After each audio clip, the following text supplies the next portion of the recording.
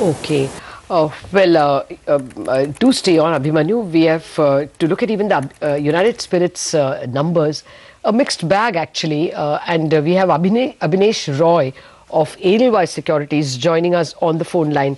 Abneesh, what did you make of the numbers? It's a good quarter as far as revenue goes, but the EBITDA is disappointed. How would you react to the stock? So it's a good set of numbers. So sales EBITDA is in line. If you see the critical numbers, prestige and above volumes growth of 15% YOY, it's a 9-quarter high number, and that's translating into gross margins also being at a multi-quarter high. So I think that's the right way these businesses should be run. Yes, coming to the EBITDA number, ad spend up 34% YOY and staff cost up 53% YOY needs to be seen in more details. So ad spend, if you see, is in fact in line with companies' plans for a full year basis. There is always a bunching up based on brand relaunch, based on any specific media property. But full year, it's absolutely in line. In terms of the salary cost, also there were one-offs. There has been, of course, slightly higher bonus payment this time. But in base quarter also there was a reversal of provision for leave encashment.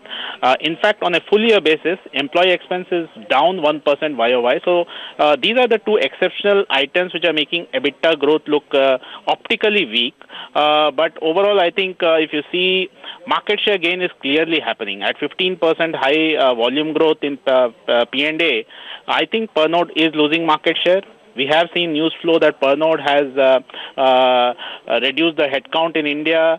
That is again surprising. I think United Spirits is doing the right thing by investing back into the business. I think the first half looks really good because highway ban impacted last year. And also now we are seeing raw material being benign. Most of the route to market changes have also been resolved. So I think most of the negatives are now behind for the company, and overall good set of numbers. Okay, Abneesh, good morning. So what's your rating on the stock? Will you wait for the con call, or have you already changed your view or rating or price target? So we maintain our strong buy call on the stock. It is a stock which is gaining market share. We are absolutely not changing the view. We currently have a target price of around 4,000.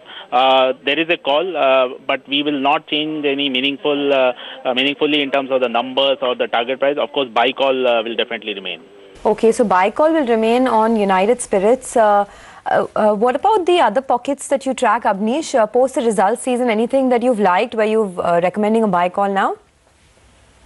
I think Dabur is looking good. Britannia, clearly again a very good set of performance. So clearly two key themes. One is the rural recovery, and second is herbal. Clearly now the established companies are regaining back the market share.